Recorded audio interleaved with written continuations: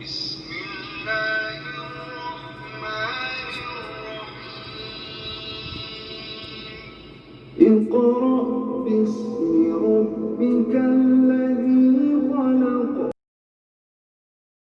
Alaikum, peace be upon to you all. Tonight, myself and all the Muslim community, it is a... Организатор лекции брат Амри Юсра. Ассаляму алейкум. Мир вам всем. Сегодня вечером осуществилась мечта моя и всего нашего исламского объединения. Тем самым я хочу сказать, что Ахмад Дидат прибыл в Австралию, чтобы встретиться с нами лично. Я благодарю Аллаха, свят Он и велик, за это великое благословение и молю Его, чтобы этот вечер был успешным. Визит шейха и сегодняшняя лекция были бы невозможны без поддержки многих людей, некоторых руководителей этого центра. Я имею в виду Центр исламского призыва и просвещения. Содействовал этому также Исламский совет Новой Зеландии. Однако самая важная поддержка пришла от многих братьев и сестер, которые приложили много усилий, потратили много времени для организации этой поездки. Без их помощи мы бы многого не достигли. Я благодарю всех их. Сегодняшний вечер является доказательством того, что мусульмане умеют планировать, умеют организовывать и могут многого добиться, если их намерения искренние и праведные. Шейх Ахмад Дидат прибыл, чтобы разъяснить христианам Австралии, что представляет собой настоящий ислам, и показать нам пример того, как мы, мусульмане, должны выполнять свой долг, призывать других людей к исламу через дава. Самое главное, он является примером того, как мусульмане могут стать стимулом к обращению любого из нас к единственному Богу, Аллаху, свят Он и велик, и к Нему обращены все наши молитвы. От вашего имени я говорю: добро пожаловать, шейх Ахмад Дидат, и благодарю его за то, что он приехал, чтобы выступить перед нами. Дамы и господа, братья и сестры, пожалуйста, встречайте шейха Ахмада Дидата.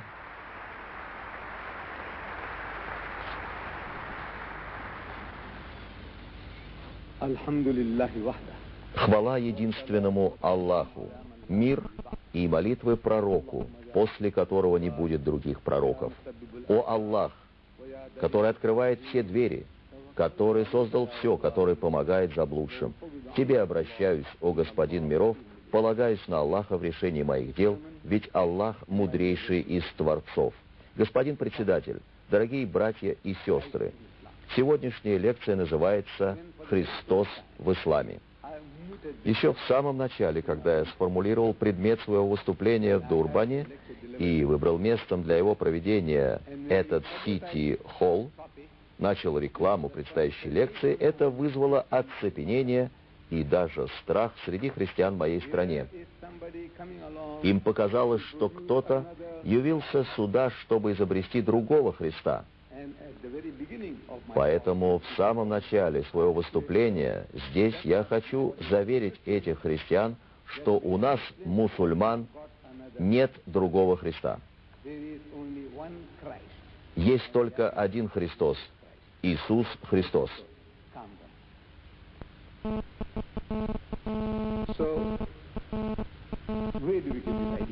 Итак, начнем. Откуда мы черпаем наши идеи? Мы обращаемся к авторитетной книге. Для мусульман это Коран. И я советую моим братьям и сестрам приобрести такое издание священного Корана с переводом его смыслов.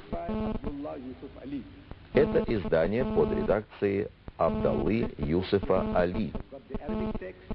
Эта книга содержит арабский текст, английский перевод смыслов Корана и комментарий. В ней есть также подробнейший указатель для того, чтобы облегчить нам чтение этой книги. Все, что бы вы не захотели узнать из этой божественной книги, все в ваших руках. Если вы помните, в пятницу я беседовал здесь об Иисусе. Иисус Иса упоминается в этой книге в 5 раз чаще, чем Мухаммад, да благословит его Аллах и приветствует. Вы можете себе представить, чтобы человек придумавший книгу, не рассказал бы в ней о себе. Он упоминал Иисуса в 5 раз чаще, чем самого себя. Это невозможно. Какой писатель, какой биограф поступил бы так? Уважающий себя писатель так бы не сделал. Это не его произведение. Если бы это было его произведение, то, естественно, он возвеличивал бы самого себя. Но я только что сказал, в 5 раз больше упоминается имя Иисуса. Вы помните это? Может ли кто-нибудь из вас сказать, сколько раз Иисус упоминается в этой божественной книге? Пожалуйста, поднимите руку. Сколько раз упомянуто имя Иисуса? Пожалуйста.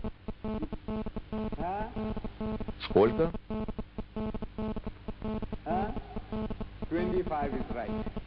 25 – это верный ответ. А Мухаммад, да благословит его Аллах и приветствует, упоминается в Коране всего 5 раз. 4 раза как Мухаммад и 1 раз как Ахмед, поскольку оба эти имени являются подлинными именами нашего пророка. Всего 5 раз. А имя Иисуса упоминается 25 раз. Да, занимательна эта книга. Когда вы захотите проверить то, что я сказал в этой энциклопедии, вы начнете со 2-й страницы. Надо искать, где упоминается Иисус. Сколько времени вам понадобится, чтобы перелистать все 2000 страниц и найти все 25 упоминаний? Что же вам необходимо? Необходимо обратиться к указателю. В конце этого издания имеется подробный указатель. Вы обращаетесь к этому указателю, а он, кстати, составлен по принципу словаря. Ищите слово «Иисус» на букву «И». Все, что сказано в Коране об Иисусе, все в ваших руках. Я открываю указатель, читаю 1-ю статью. Иисус, праведный, истинный пророк Бога. Сура 6, аят 85. 2-я статья его рождения. Упоминается в 2 местах. В суре Аль-Имран, аят 41, и в суре 19, аят 23, и так далее, и так далее. Все об Иисусе в ваших руках. Вы не должны перелистывать все страницы с самого начала в поисках упоминаний Иисуса, Мухаммада, мир ему, или Моисея, Мусы, если это нужно.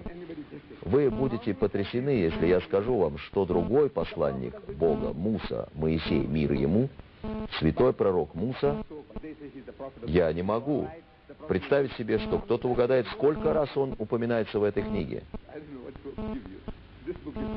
Пророк иудеев? Нет, он не наш пророк. Конечно, правильно.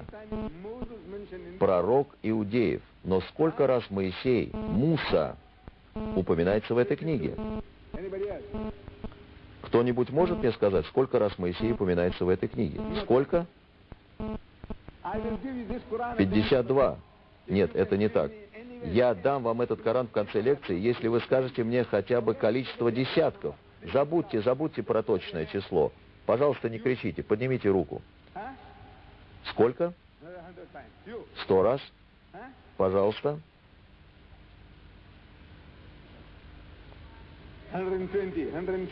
120. 120. Пожалуйста, дальше.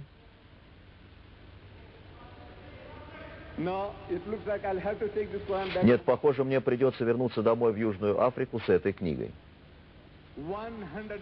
136 раз. 136 раз святой пророк Муса, Моисей, упоминается в этой книге. А вы думаете, что вы просто христиане, просто иудеи, просто мусульмане.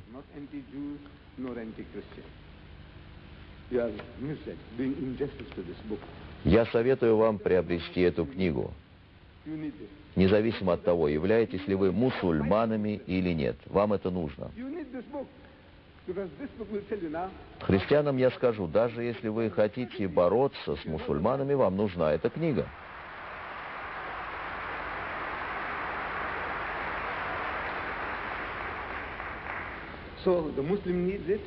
Потому что эта книга расскажет вам достаточно о том, как думают мусульмане. Итак, мусульманам она нужна, и мусульманам я советую приобрести эту книгу как можно скорее, потому что это будет лучшее вложение денег в вашей жизни. Лучшее вложение денег, которое я сделал, было в 1935 году.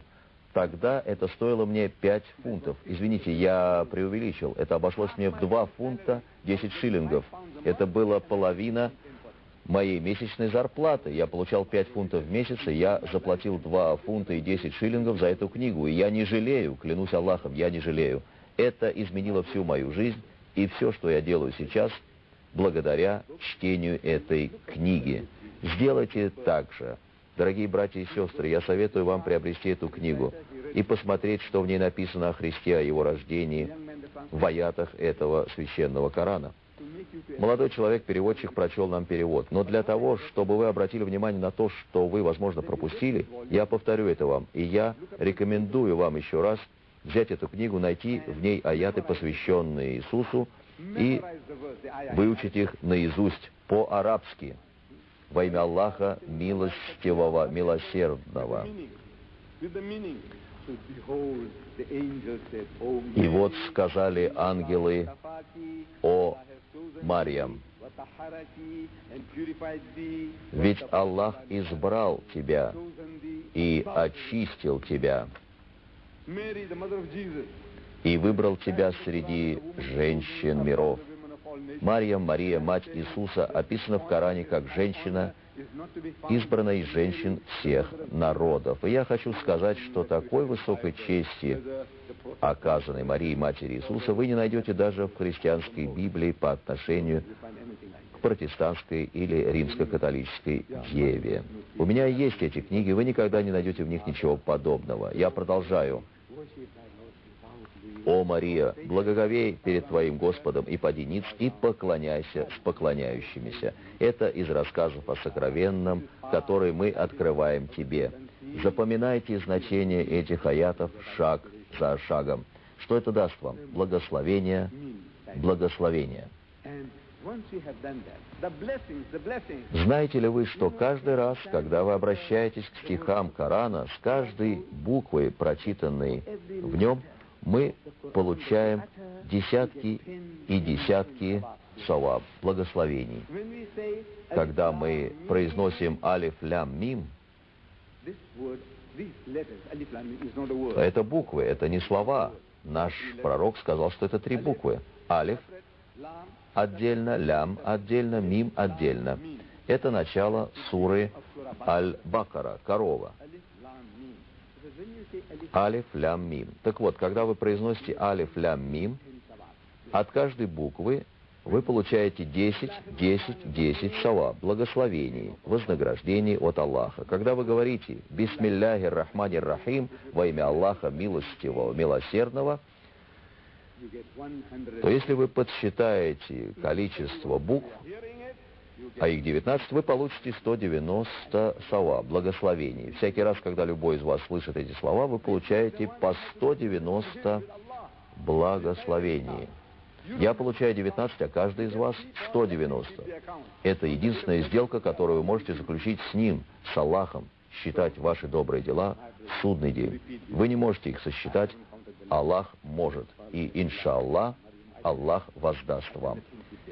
Итак, обратимся снова к этим словам. Мы повторяем их. Я не считал количество букв. «Уа из калятиль маляика, я Марьям». И сказали ангелы о Марьям.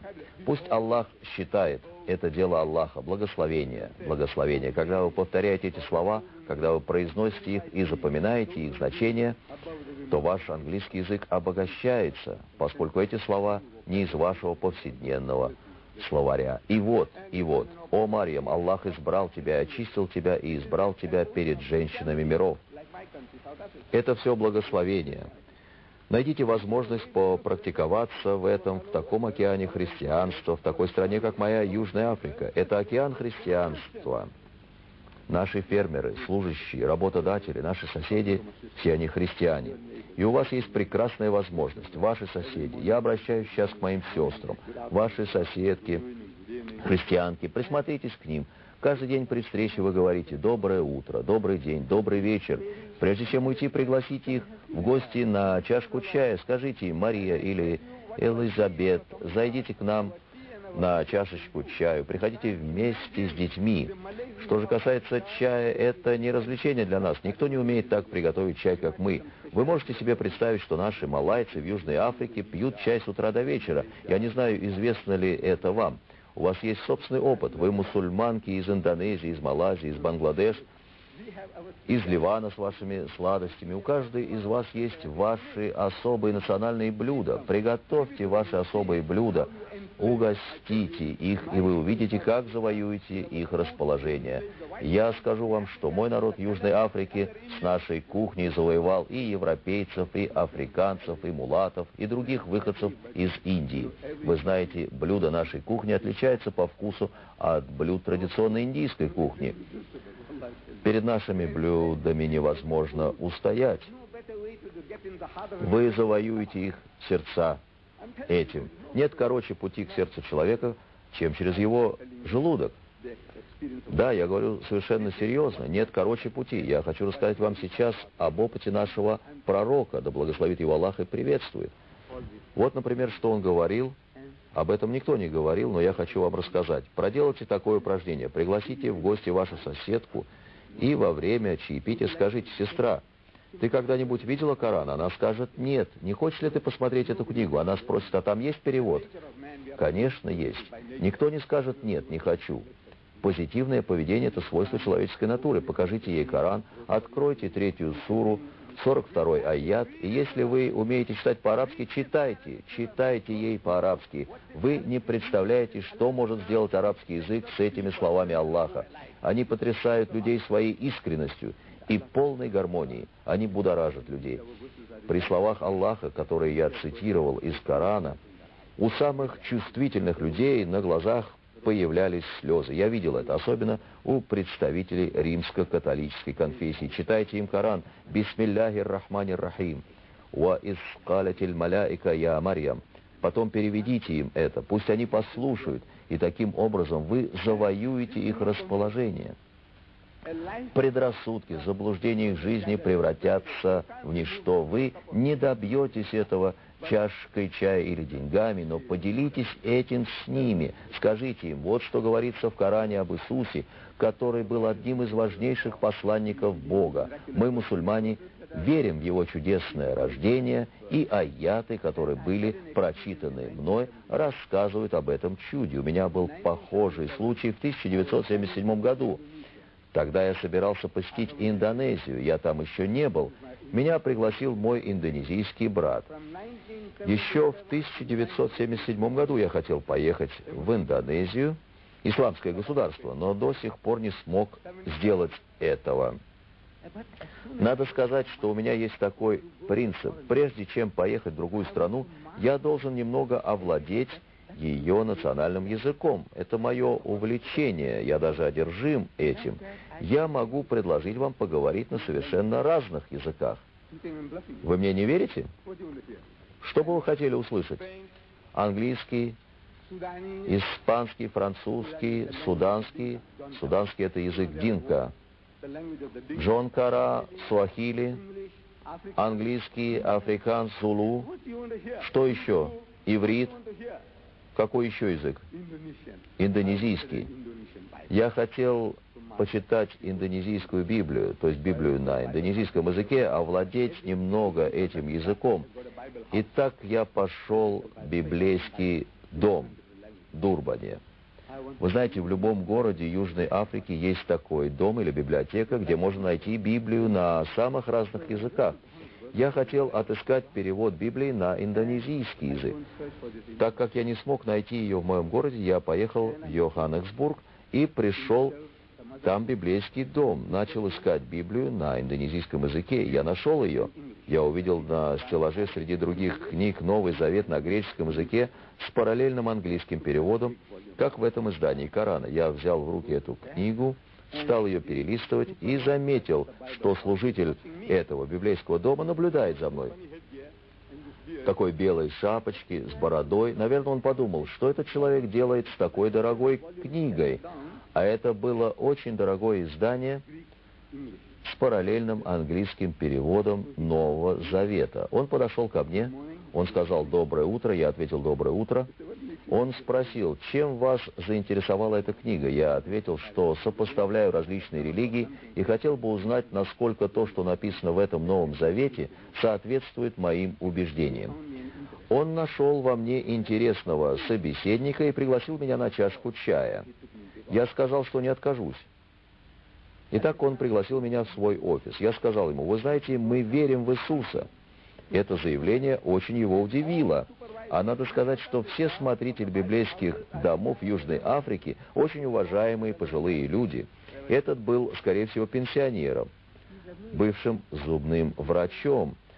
Он был очень удивлен, когда я сказал ему, мы верим в Иисуса и его чудесное рождение.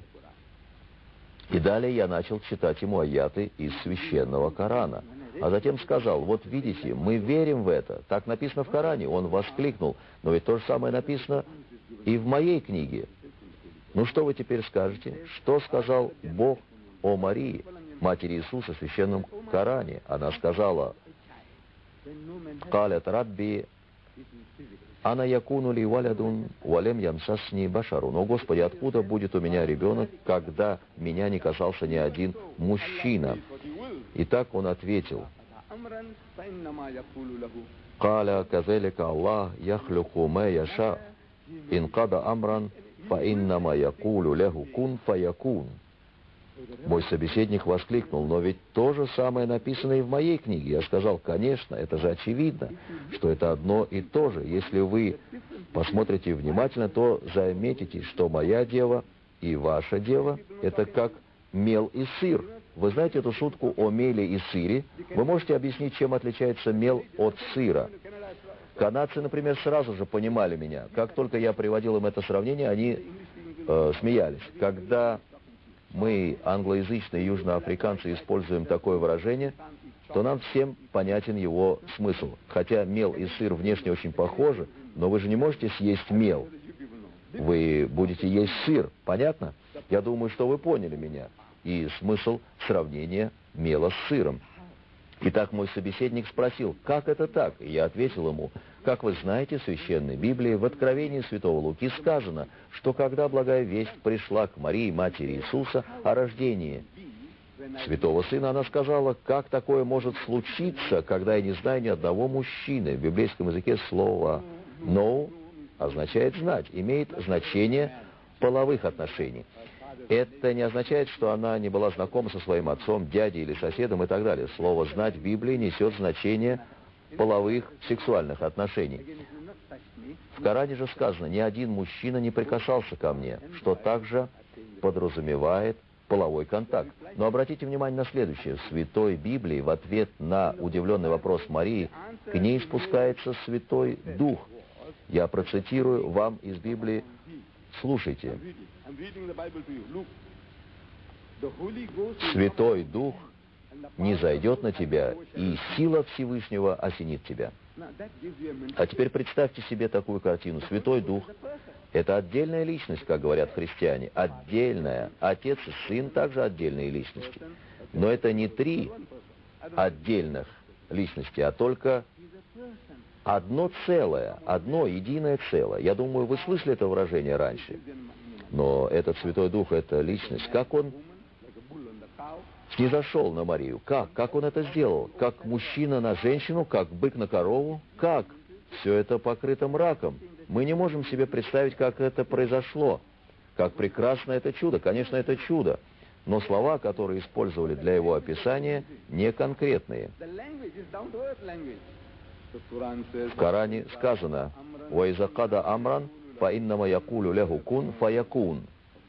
Когда он решит какое-нибудь дело, то только скажет ему «будь», и оно бывает. И затем я спросил этого пожилого человека.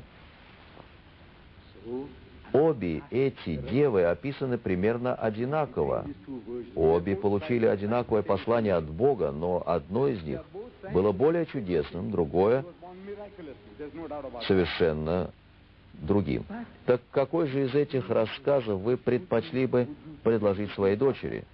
О коранической деве или о библейской деве? Хотя они описаны примерно одинаково. Он смутился и ответил, что предпочел бы дать ей рассказ о коранической деве. Вот что сказал этот пожилой человек, смотритель библейского дома или библиотеки из Йоханнесбурга.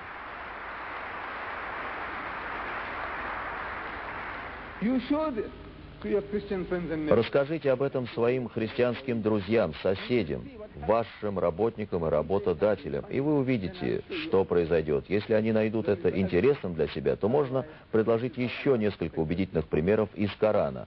Вот, например, в этих аятах сказано, что мать Марии долгое время не могла забеременеть. И она обратилась с молитвой к Богу. «О мой Господь, если Ты дашь мне ребенка, то я отдам его на службу в храм, служить Тебе». И Бог услышал ее молитвы, и она забеременела от своего мужа. В назначенный срок родила ребенка, и ребенок был женского пола. Она была в растерянности. Она ведь обещала, что ребенок ее будет предназначен Богу, полагая, что у нее родится сын. Но у нее родилась дочь. Что она должна была сделать? Ведь она имела обязательства перед Богом. Она подождала, пока Мария немного подросла и стала более самостоятельной, взяла ее на руки и понесла в храм. И все священники в храме, в Иерусалиме, всякий, кто видел этого чудесного ребенка, сразу же захотели стать ее крестным отцом. Вы знаете, что такое крестный отец? Человек, который воспитывает ребенка, опекает его, заботится о нем. И так все они стали кричать: «Я буду ее крестным отцом».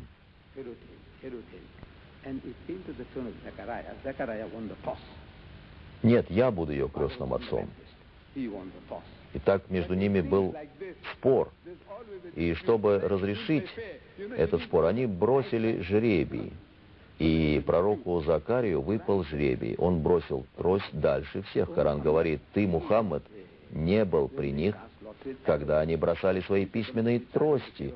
Который из них будет заботиться о Марьям? Ты не был при них, в то время как они припирались». Как он мог узнать об этом? Как Мухаммад мог узнать об этом? Этот неграмотный человек, который не умел ни читать, ни писать. Как же он мог узнать об этом? Аллах дает вам ответ. «Залика мин аль-гайби».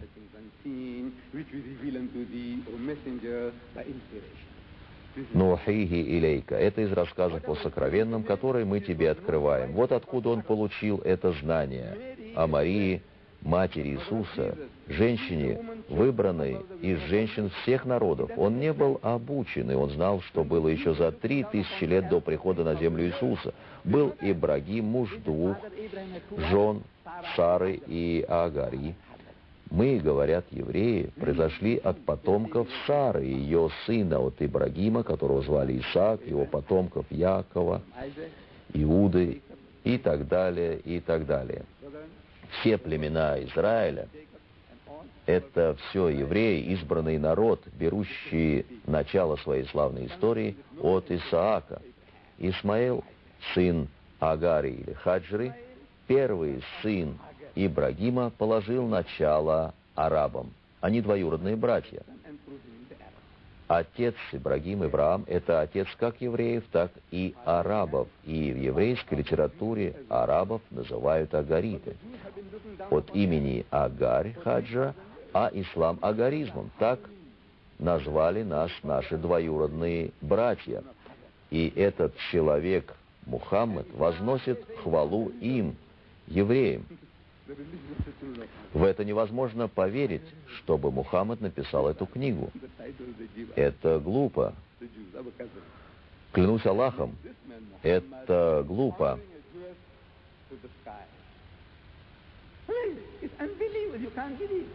Если бы это было так, то он тем самым обижает и евреев, и арабов. Естественно, ведь он посвящает целую главу этой женщине. Эта женщина, она ни его мать, ни его жена, ни его дочь.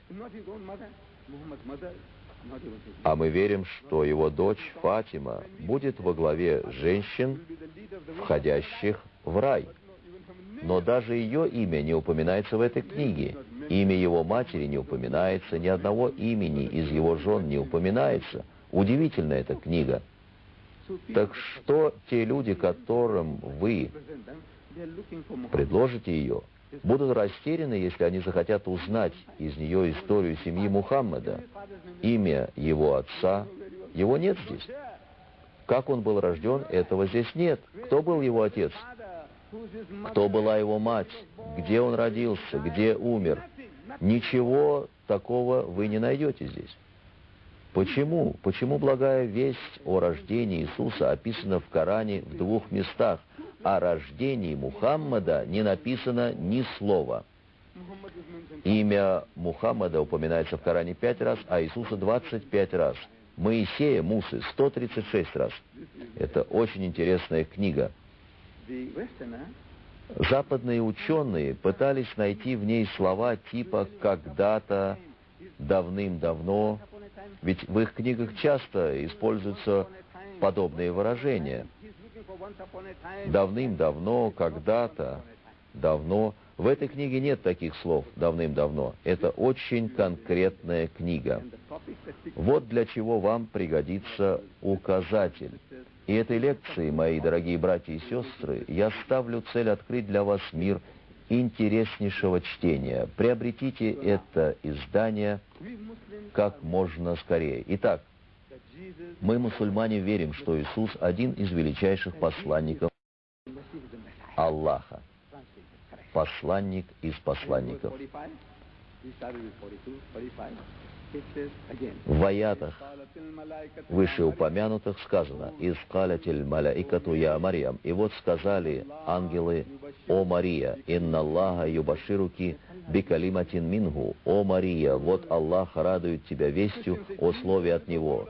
Христиане говорят, Христос — это Слово Божие. В Коране сказано слово от Него. «Исмухуль Масих». Его имя будет Иисус, Аиса бну Марьям. Аль-Масих по-арабски, Мессия на иврите, на греческий переводится Христос. И чтобы легче было произносить Христос, сократили до Христ, что означает «был упомянут». Масая значит «упомянутый». Исмухуль Масих Аиса ибну Марьяма. Имя ему будет Мессия, Иса, сын Марии. Славен он был в ближнем и последнем мире и из приближенных. Христиане говорят, что Иисус сидит по правую руку от Бога. В Коране сказано, он среди приближенных к Нему. Мы говорим нашим христианским братьям: мы принимаем то, что вы говорите, но он сидит по правую руку от Бога не в физическом смысле, не географически, поскольку Бог — это не живое существо, сидящее на своем троне, и, следовательно, Иисус не сидит на стуле по правую руку от Него. Это было бы абсурдно. Ведь могущество Аллаха охватывает всю Вселенную, вплоть до маленькой мушки или ничтожно малого атома или бактерии. Нет, нет. Представители восточной культуры, когда речь идет о правой стороне, имеет в виду почетное, уважаемое место. Человек этот — моя правая рука. Это не значит, что он находится или сидит справа от меня. Он может находиться и слева от меня, и передо мной, и позади меня. В любой ситуации, когда мне нужен совет, я обращаюсь к моей правой руке, к ближайшему ко мне человеку, но этот человек может в это время сидеть слева от меня. Это просто образное выражение, которое подчеркивает, что этот человек занимает важное, уважаемое место. Так и Иисус, он сидит справа от Бога не физически, не географически, но по положению, по степени своей значимости перед Ним. Вот так с различных точек зрения можно рассматривать одно и то же понятие. Мы не имеем исключительного права на интерпретацию, христиане тоже. Но если выбирать наиболее логичную версию, то это выражение, очевидно, имеет смысл очень важного места или положения. and ويكلم الناس وَيُكَلِّمُ النَّاسَ في المهد وكهلا. «Фильмахди вакахлян» — он будет говорить с людьми в детстве и в зрелости, «Уамина салихин» — и будет он среди праведников. Это об Иисусе, и об этом же сказано в 19-й суре Корана. Он говорил с людьми, когда еще был на руках его матери. Самое первое из чудес, связанных с Иисусом, которое описано в Библии, можно найти в Откровении от Иоанна, глава 2. В ней рассказывается о том, как Иисус и его ученики и его мать были приглашены на пир по случаю бракосочетания в городе Кане Галилейском. Это самое первое чудо, согласно Святой Библии, состояло вот в чем. На этом пире людям не хватило вина, и тогда его мать обратилась к нему. Она знала о его необыкновенной способности. Она сказала: «Сын мой, этим людям не хватает вина. Я знаю, ты можешь помочь им». Иисус ответил ей: «Женщина, какое нам с тобой до этого дела? Мой час еще не пришел».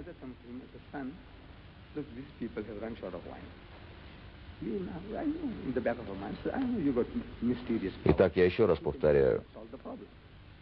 Мать его сказала: «Сын мой, этим людям не хватает вина. Я знаю, ты можешь помочь им». Иисус ответил ей: «Женщина, какое нам с тобой до этого дело? Мой час еще не пришел. Подумайте, если у вас нет желания сделать что-либо, то как вы ответите своей матери? «Мама, я устал, пожалуйста, дай мне отдохнуть, оставь меня в покое». Вы же не обратитесь к ней: «Женщина». Такое обращение более уместно по отношению к проститутке. И верно, то же самое слово в Библии использовано при обращении к проститутке, по отношению к женщине, увлеченной в супружеской неверности. В Библии об этом сказано в 8 главе Откровения от Иоанна. Евреи привели эту женщину к Иисусу и сказали: «Учитель, мы уличили эту женщину в прелюбодеянии. Как мы должны с ней поступить?» Они не хотели получить ответа.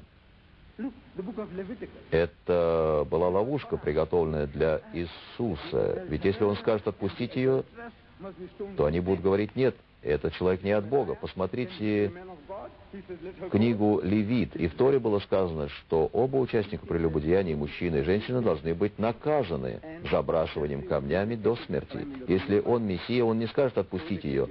Тогда он будет отвержен. Если же он скажет: забросайте ее камнями, убейте ее, в то время как прелюбодеяние не было смертельно наказуемым преступлением в Римской империи, то тогда в ответ на вопрос, почему вы убили эту женщину, они могли бы сказать: Мессия сказал нам сделать это. Итак, как же он должен был поступить? Он был между двух огней. Либо сдаться в руки правосудия, либо потерять свой статус, свое положение в обществе евреев. Он ведь тоже еврей. Я уже говорил, что они наши двоюродные братья, и в каждом из нас есть немного общего с ними. Вы помните, как мы пришли к соглашению с ними. Это памятная резолюция номер 324 или 424, известная как Бегиновская, которая провозглашала оккупацию земель Палестины ради мира. Это соглашение позволило им оккупировать территорию, и мы потеряли эти земли в 1967 году. Да, наши двоюродные братья нас обманули. Так что теперь нам есть чему у них поучиться. И, как говорили наши предки, если вы можете найти язык с людьми, то вы сможете избежать зла.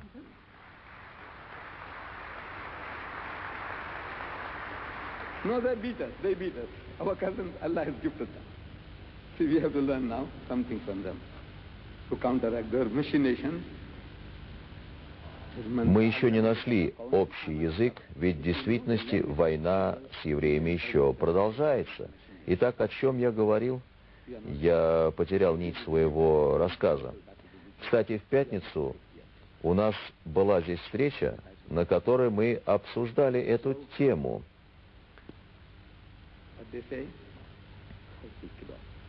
Look, by the way, Эта беседа записана на видеокассетах, и они продаются у входа в эту аудиторию. you said something like Это была лекция, посвященная теме Пасхи 4 дня назад. Кассеты имеются в продаже. Купите их. Я думаю, что цены доступны. pick them up. They are outside. I think there's a price for you to pay. Тема пятничной лекции была Пасха с точки зрения ислама. Да. Итак, я говорил о том, что первое чудо Иисуса... Нет, я говорил о женщине. И вот эта женщина, что должен был сделать Иисус? Miracle of Jesus. Он ответил им: «Кто из вас без греха? Первый брось в нее камень». What is Jesus to do? И в то же время So he said, он сидел на земле и что-то чертил на ней пальцем. Я вам цитировал Библию. those who are sinless among you, Я спрашивал у христиан, что же он писал на песке. Никто не мог мне ответить. started scribbling in the sand. За всю свою жизнь я не встретил ни одного христианина, который бы ответил мне на этот вопрос. Никто не знает. Я выскажу вам свою версию. Nobody knows. I'm telling you, in my life, I Может быть, она неверна. Я думаю, он писал на песке имена людей, которые наблюдали за этим из-за его спины.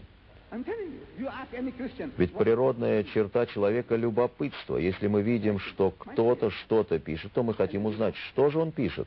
И так они подсматривали, а он писал комбинации имен.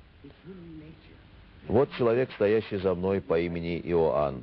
У него что-то было с женщиной по имени Елизабет, что можно назвать прелюбодеянием, и он пишет: Иоанн Combination of names. плюс Елизабет. И его ученик говорит: он знает такое обо мне, и потихонечку уходит. And Elizabeth. I said, this guy knows about me. Следующий ученик — Матфей. Иисус пишет: Next guy is Матфей Matthew. плюс Мэри. Mary. Матфей думает: о, он знает и обо мне, и тоже уходит прочь. He knows about me too. Так они увидели, что пророк обладает знанием. Они были поражены, и каждый из них сразу же чувствовал какое-то недомогание и уходил. Это моя версия того, что произошло тогда. Возможно, это похоже на историю с известным вам персонажем Everybody is hitting Доном Брайдманом, когда он, будучи еще школьником, прочел в английской газете сокращение МКК и расшифровал его следующим образом. I'll just tell you something amusing about Don Bradman. I was young. I was a schoolboy. Итак, Дон Брайдман расшифровал сокращение МКК, встреченное в английской газете, следующим образом: мусульманский крокет-клуб.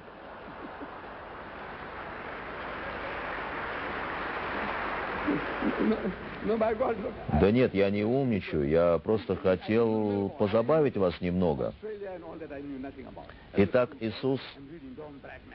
поразил всех своих учеников, а затем он обратился к женщине и сказал: «Женщина, где те, кто тебя обвиняют? He hit everybody for a sixer, like Don Bradman. Где они? Никто не осудил тебя?» And he's asking the woman, he says, woman, where? Она ответила: «Никто». Иисус сказал: «И я не осуждаю тебя. Иди и впредь не греши». So he said, go. Didn't know that. Потому что всем тем, кто поймал эту женщину за прелюбодеянием, Иисус показал, что они тоже грешны и должны были бы быть подвергнуты побиванию камнями до смерти. Put her in the act. И разве только эта женщина виновата в случившемся? Где был мужчина? You put her in the Вы act. застали их за прелюбодеянием. Что делала женщина? Что делал мужчина? И где этот мужчина? No, no, no. Так нет же, вы нашли только женщину, потому что хотели сделать из нее жертву. Так вот, о чем я хочу сказать. Это удивительно. Иисус Христос обращается к этой женщине так же, как и к своей матери. Женщина. Jesus Christ, he tells his mother, Он сказал: «Женщина, what have I got to do with thee? в чем я могу тебя обвинить?»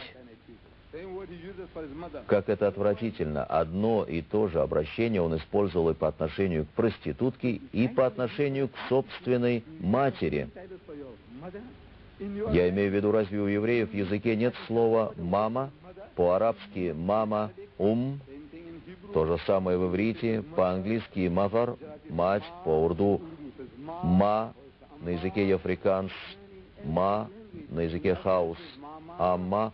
В любом языке вы найдете уважительное слово обращение к матери. Разве вы говорите своей матери «женщина»? Или вы просто дикари и зовете свою маму «женщина»? You deserve to be stoned. Тогда вас следует забросать камнями. Иисус сказал: «Почитай отца своего и мать свою, а тот, кто не уважает своего отца и свою мать, пусть будет убит». Let him die the death. Убейте его. Die, kill him. This is what Jesus said. Так сказал Иисус. And he himself did. И разве он поступил бы так? Конечно же нет. Jesus said, "Never." Иисус так никогда бы не сделал. Коран выручает его, приходит на помощь. В Коране, в суре Марьям сказано: He was kind to his «Он mother был добр к своей матери».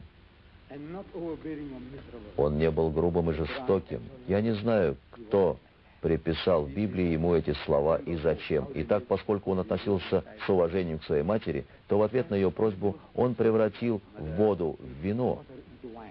что я рассказывал вам ранее. John chapter 2. At the marriage feast of Cana, he turned water into wine. На Перу по случаю бракосочетания в городе Кан он превратил воду в вино, и, наверное, с тех пор вино стало в доме христиан такой же обычной жидкостью, как и вода. 45 million, В Америке 45 миллионов алкоголиков. 45 миллионов алкоголиков. Они называют их пьющие от несчастья. В любой стране есть забавные прозвища для таких людей. Тяжело пьющие, пьющие от горя. Не пьяницы, они не называют их пьяницами. Мы называем их алкоголиками. Вино стало таким же обычным явлением в доме у христиан, как и вода. Это первое чудо Христа, описанное в Библии, но не в Коране. В Коране же совсем другое. Сура 19, Surah Maryam. Марьям. You know, there is a chapter in the Quran. Марьям, кто это? Мать Мухаммада? Mary. Нет, это мать Иисуса Христа. В ее честь названа 19 сура, глава Корана. Сура Марьям, Мария. Такой чести Мария, Марьям, мать Иисуса Христа, не удостоена в вашей Библии. В ней нет такой главы с названием Мария, Марьям. In your Bible. This is the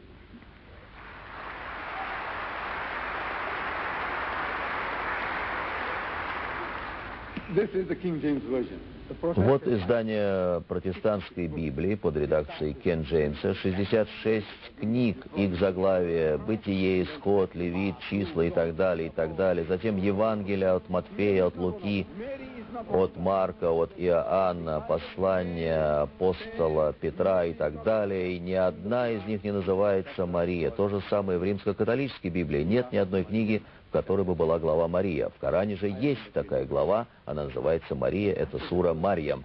Там есть одно забавное обстоятельство. В Коране сказано, что после рождения ребенка она взяла его на руки и отправилась в свою деревню. Сказано: birth of the child, she brings the baby and she comes to her village, carrying the infant in her arms. It says, فَأَتَتْ بِهِ по-арабски «Фаатат биги каумаха тахмилюху». Она пришла с ним к своему народу, неся его. قالوا, they said, يا Они مريم, сказали: «Калю, قد جئت شيئا فريا. я Марьям, лекад джити шейян фария». «О, Мария, ты совершила дело неслыханное». Это было удивительное дело, поскольку Мария не была замужем. И в этом месте нет упоминания о плотнике Иосифе. Они сказали: «О, Мария, как удивительно то, что ты сказала! Oh, Mary, truly an Как удивительно то, что ты сделала! يا أخت هارون Я ухта Харуна, о сестра Харуна». Харун, то есть Аарон, брат Моисея. «Макена абуки имра بغيا сейеун, о макенат уммуки багия». «О сестра Харуна, твой отец не был дурным человеком, и мать твоя не была распутницей. Как ты могла явиться к нам с этим незаконно рожденным сыном? Ты не замужем, твои отец и мать уважаемые люди. Как ты смогла принести нам этого ребенка? Ты же не замужем, следовательно, он незаконно рожденный. Что она могла ответить? Она должна была сказать: вы знаете, я слышала голос, что я буду беременной, у меня родится ребенок. Стали бы эти люди слушать ее, поверили бы они ее правдивому рассказу? Если ваша любимая сестра скажет вам: о, брат мой, я слышала голоса, и они сказали мне, что у меня будет ребенок. Это был Святой Дух, он вошел в меня, и вот у меня будет ребенок.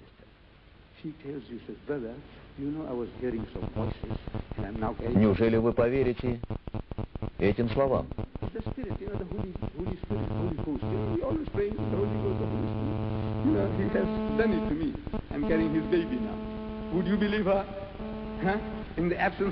Если после долгого отсутствия вашего отца ваша мать скажет вам: ты знаешь, сынок, я так долго думал о твоем отце, что теперь я беременна. Вы поверите ей, вашей матери, вашей сестре?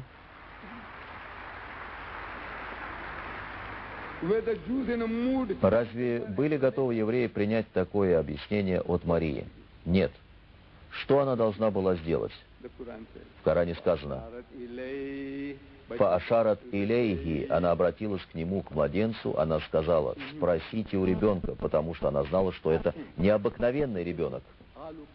Они ответили: «Калю кейфа нукаллимуху мэн кена фил махди сабиян». Они сказали: как мы можем говорить с тем, кто ребенок в колыбели? Мы спрашиваем у тебя. И ребенок чудесным образом заговорил на руках у матери. Вот как об этом сказано в Коране.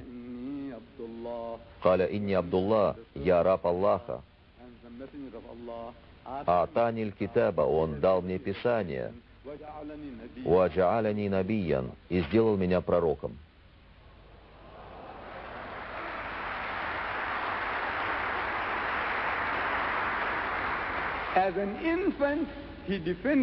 Так он еще младенцем смог защитить свою мать от нападок критиковавших ее людей. И это первое из чудес Иисуса, которое описано в Коране. Теперь выбирайте, что вы предпочитаете назвать первым чудом. То, что он превратил воду в вино, или то, что младенец смог защитить свою мать. Выбирайте. Мы, мусульмане, всегда говорили, что у нас есть свой взгляд, свое представление об Иисусе Христе. Суть его в том, что он Мессия, посланник. Об этом сказано в Коране в 3 главе суре Аль-Имран, аят 43. «Искалятиль маляикату я Марьяму, инна Аллаха юбашируки бикалиматин мингу». И вот сказали ангелы: о Мария, вот Аллах радует тебя вестью о слове от Него, имя Его Мессия, что означает Христос. Мы, мусульмане, верим, что Иисус был Христос. Мы не знаем другого Христа, не так ли? В Коране сказано: «Исмагуль Масих», имя его будет Мессия, что означает Христос. И Святая Библия учит нас, как мы должны отличать истинных пророков от лжепророков. Существует Евангелие от Иоанна, есть в Библии Откровение, послание от Иоанна. В первом послании от Иоанна, в главе 4, стих 1, говорится: «Возлюбленные, не всякому духу верьте, но испытывайте духов, от Бога ли они, потому что много лжепророков появилось в мире». Я цитировал христианскую Библию. Лжепророк — это лжесвятой Дух. Истинный пророк — это истинный Святой Дух. Слова «пророк» и «святой Дух» используются как вполне законные синонимы. Не верьте всякому Святому Духу, но проверяйте его, потому что много приходило в мир лжепророков. Но как мы узнаем лжепророка? Он приходил со лжесвятым Духом. Как вы узнаете, что перед вами истинный пророк? Он приходит с истинным Святым Духом. Так как вы отличите истинное от ложного? В стихе 2 сказано, что пророк, свидетельствующий, что Иисус есть Христос, это пророк от Бога. Так написано в Библии. В вашей Библии сказано, что Святой Дух, а следовательно пророк, ведь это слова-синонимы, которые свидетельствуют, что Иисус есть Христос, это истинный пророк.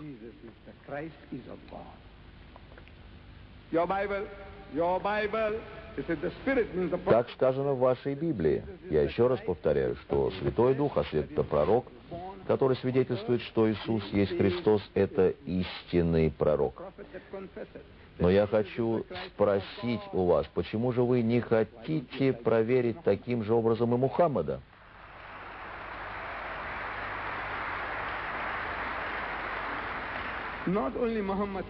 Не только Мухаммад говорил так, но и 1 миллиард 200 миллионов мусульман во всем мире, 100% из нас верят в то, что Иисус был рожден чудесным образом и в то, что Он есть Христос.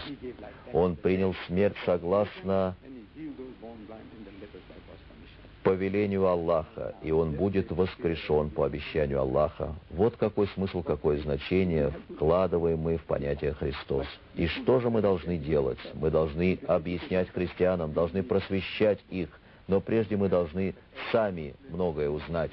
И в этом нам поможет эта книга. Я советую каждому мусульманину приобрести эту книгу. Если у вас будет такая возможность, предложите ее вашим друзьям-христианам, вашим соседям, дайте им, вашим работникам, вашим работодателям, дайте им ее, скажите им, вот священный Коран. И поскольку это святая, уважаемая книга, то прежде чем вы возьмете ее, необходимо вымыть руки, очиститься. Дайте эту книгу ему или ей. Пусть они почитают, и положитесь на Аллаха. Пусть Аллах разговаривает с ними. Он лучше знает свое дело. Вы не сможете обучить лучше, чем Аллах. К Нему все наши молитвы и слава Аллаху, Владыке миров.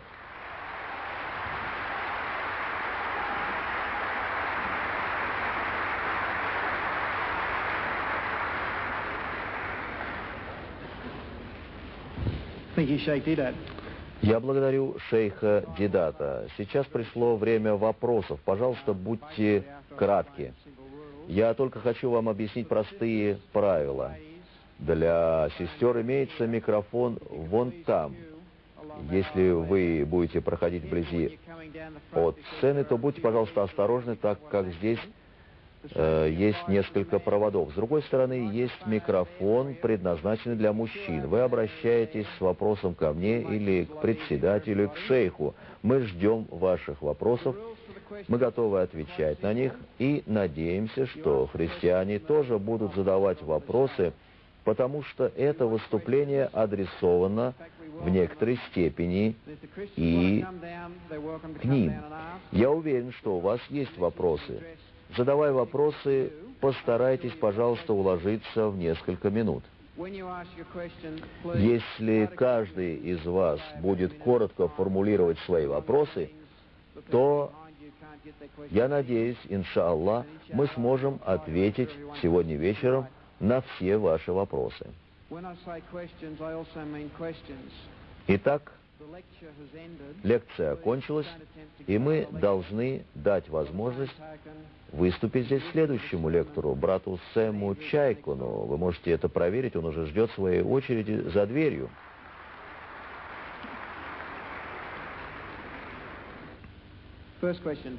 Пожалуйста, первый вопрос.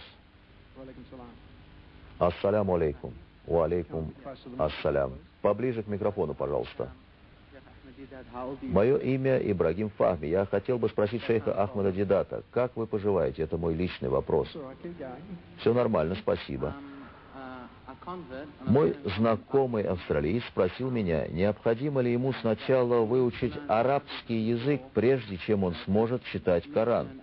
Я ему ответил, что если ты будешь читать Коран с переводом его смыслов, то тебе, я думаю, будет легче выучить арабский язык.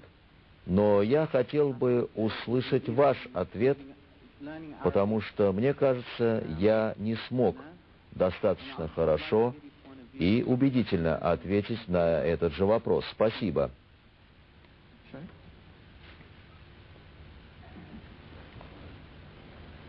Well, to confess, Я должен вам признаться, что я не знаю арабского языка.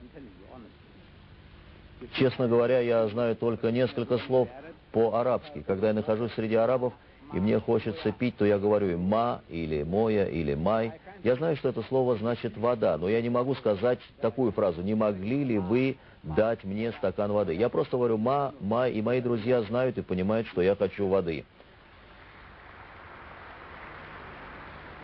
he tells me, "Kaifa haluk?" Они спрашивают меня «кейфа халюка», то есть «как дела?» И я отвечаю им «альхамдулилля, слава Аллаху». И на этом мои знания арабского языка заканчиваются. Но я должен сказать, что моего познания арабского языка достаточно для понимания ислама. И я понимаю Коран через перевод его смыслов. И если вы слушаете внимательно, когда я цитировал Коран, давал вам перевод, то это был не настоящий арабский язык, не точный язык. Вот почему я обращаюсь к вам, братья и сестры, с призывом учить аяты и запоминать их значения в переводе. Я сам, следуя этому совету, я запоминаю аяты вместе с их смыслом, и таким образом я легко могу вспомнить их. Вот и все.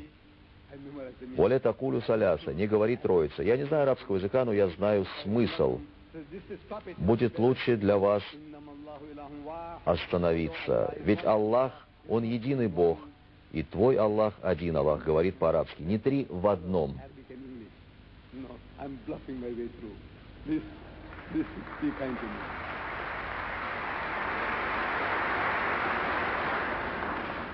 You may have guessed by the familiar accent. Я тоже со своей стороны должен признаться, что не владею в достаточной степени арабским языком, тем более на таком уровне, как вы. We have a sister who's plucked up the courage. Итак, я вижу, как вот эта сестра хочет задать какой-то вопрос. Пожалуйста. Ассаляму алейкум. Я приехала из одной арабской страны, и я хочу сказать, что всякий раз, когда у нас идет спор с христианами, то мы всегда обсуждаем такой вопрос. Какой смысл несет аят, в котором сказано «Ассаляму алейя яуман валитту ва яуман амуту ва яуман убасу хайя». Они считают, что здесь сказано «Мир мне, когда я родился, когда умер, и в тот день, когда я буду воскрешен». В этом и смысл празднования ими Пасхи. Я хотела вот об этом спросить. И какие есть аргументы в пользу того, что он будет воскрешен? Спасибо. A Palestinian Arab Christian missionary by the name Христианский миссионер из Палестины по имени Анис Шаруш задавал мне аналогичный вопрос в Роял Альберт Холли в Лондоне. А ведь он араб, и он хорошо владеет арабским языком. Я не араб. Родина моих предков Индия, но я родился в мусульманской семье. И я обратился к переводу смысла этого аята и указал ему на очевидную вещь, на ту неточность, которую допускал этот палестинец-араб при выразительном чтении этого аята на арабском языке. И так он сказал, в суре 19 сказано: «Мир мне в день, когда я родился, в день, когда я умер, и в день, когда я буду воскрешен». So he's asking me, he said the Quran says that peace is on me. That's in the Quran. Итак, я еще раз повторяю перевод Peace is on me. этого аята. «Мир мне в день, когда я родился, в день, когда я умер, и в день, когда я буду воскрешен». Because Christ died. Итак, Иисус умер. So what have you «Что вы на это скажете, господин Дедат?» — сказал он мне. И я ответил: «Вы знаете, что вы делаете. So I said, you see, Вы умышленно допускаете ошибку при переводе этого аята. alayya, you translate. «Вассалямун алейя» — это вы перевели правильно, «мир мне». Wasalamun alayya. Yawma wulidtu. «Яума вулитту» — в день, когда я родился. «Яума амуту» — в день, когда я умру. Not died, Не умер, а умру. Глагол стоит здесь в будущем времени. in the future tense. The day that I die and the day that shall be raised to И life. в день, когда я буду воскрешен. Вот правильный перевод.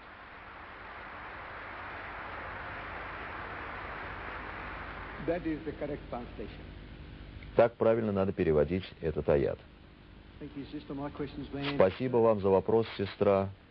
I see that our sisters are still shy, and it looks as though the Christians are still letting the message sink in. Я вижу, что еще одна сестра, но она, видимо, христианка, очень робкая, хотела бы задать другой вопрос, но не решается. Поэтому сейчас вопрос от брата. Пожалуйста, саляму алейкум. Большое спасибо за вашу лекцию. На прошлых ваших лекциях, посвященных теме «Христос в исламе», вы говорили, что мы, мусульмане, по примеру Иисуса Христа, должны следовать Его заповеди, как сказано в послании от Матфея, глава 5, стих 29. «Если же правый глаз твой соблазняет тебя, вырви его и брось от себя». Ибо лучше для тебя, чтобы погиб один из членов твоих, а не все тело твое было ввержено в гиенну. И если правая твоя рука соблазняет тебя, то отсеки ее и брось от себя, ибо лучше для тебя, чтобы погиб один из членов твоих, а не все тело твое было ввержено в гиенну. И я хочу спросить, почему же христиане не следуют этой заповеди Иисуса Христа?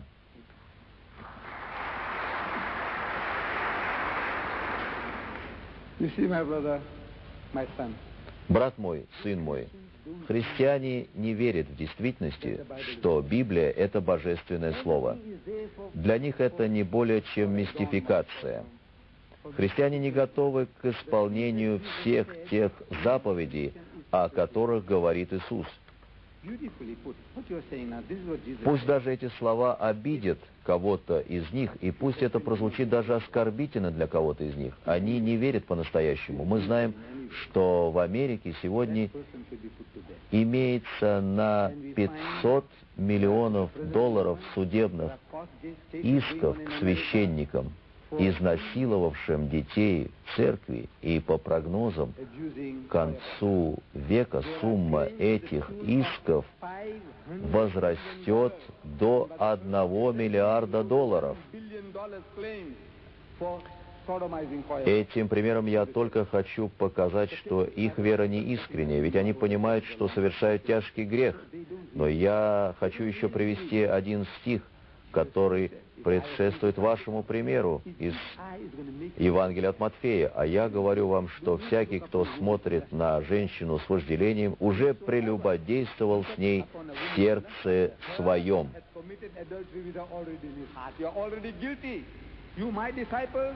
Значит, согласно древним законам, вы должны быть наказаны побиванием камнями до смерти. Это согласно Ветхому Завету, закон Бога. Иисус подчеркивает, что Он не пришел, чтобы разрушать эти законы, отменять их. В послании в Евангелии от Матфея, глава 5, стих 17, сказано: «Не думайте, что я пришел нарушить закон или пророков. Не нарушить пришел я, но исполнить». Это то же самое, о чем я говорил вам ранее. Никто из пророков не приходил, чтобы разрушить законы, посланные до него.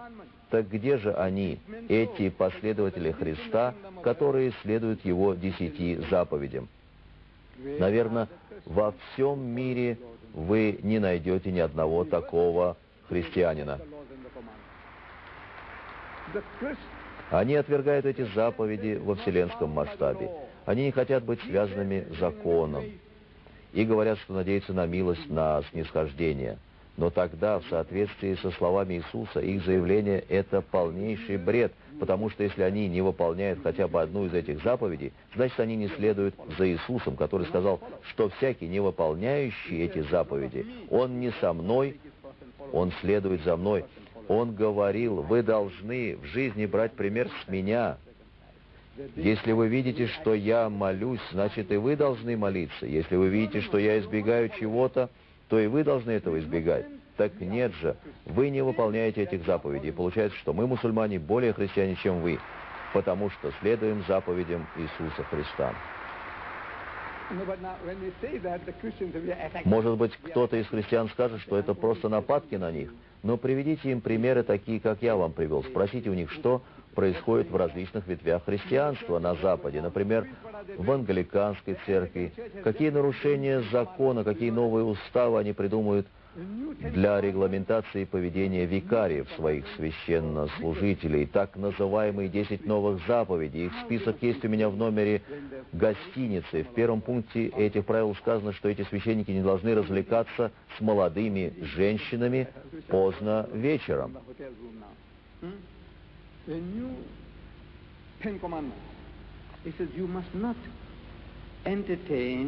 young woman later. Но само собой напрашивается вопрос, No, that's number one. что значит молодая женщина? Entertain or allow. Да, я еще раз повторяю, эти священники не должны развлекаться с молодыми женщинами поздно вечером. That's number one. Это первая так называемая заповедь. I'm asking, what you mean? Но я еще раз woman? спрашиваю, а что значит молодая женщина? Young? Молодая. Насколько молодая? Huh? The woman of 50. Женщина 50 лет, она как, молодая или нет? Женщина 60 лет, молодая она или нет? I'm 78. Сколько лет вы мне дадите? Мне 78 лет, и по-вашему я старый?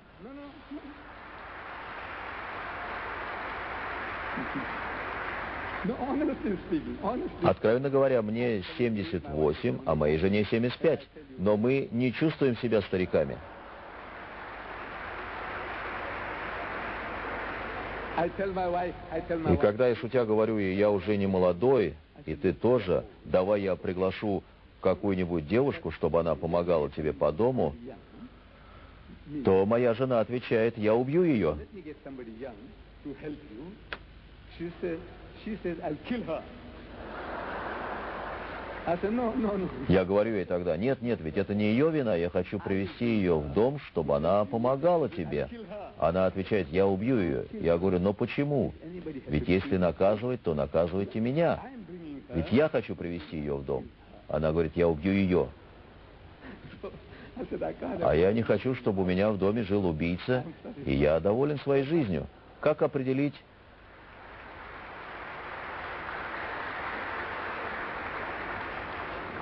How young Как определить, что такое молодость? you are as young as you Вы настолько молоды, насколько вы себя чувствуете. you are as young as you feel.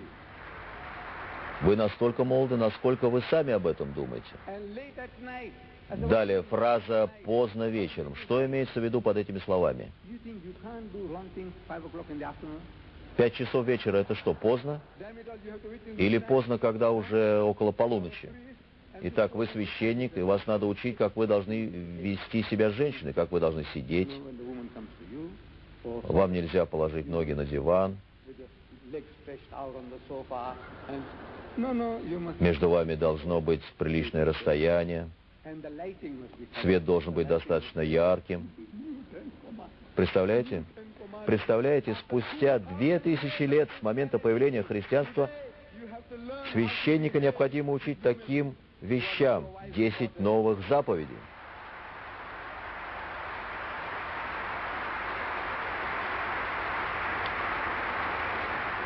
When my African people in South Africa, every tribe, Сегодня священника нужно учить, как он должен вести себя с женщиной. every African В то время, когда в Южной Африке, в любом африканском племени Зулу, for women, Тоза, есть свои сложившиеся правила поведения по отношению к женщине. Christians Даже в этих примитивных сообществах есть свои нормы уважительного отношения к женщине, а христиане, имея в руках Библию, еще должны что-то придумывать для себя. primitive А наши примитивные африканские племена даже не могут себе представить, что их старшие братья, европейцы, христиане, нуждаются в составлении специальных правил поведения вне церкви своих священников спустя 2000 лет после появления христианства. Вы просто не читаете вашу Библию, ведь там сказано ясно, и если правая рука твоя соблазняет тебя, то отсеки ее и брось от себя, ибо лучше для тебя, чтобы погиб один из членов твоих, а не все тело твое было ввержено в гиенну. Next question, the lady over. Пожалуйста, следующий вопрос. Hi, I just wanted to ask you if you can just talk briefly. Здравствуйте, я только хотел спросить вас, я слышала, что у мусульман есть много специальных жизненных правил, и в том числе, что нужно иметь 4 жены. Если это так, то объясните, почему. A little bit off the subject. Вопрос не совсем по теме лекции. Может быть, вы согласитесь обсудить его после этой лекции? You'll answer. Okay. Well, the Sheikh will answer you, even though it is a little bit off the topic.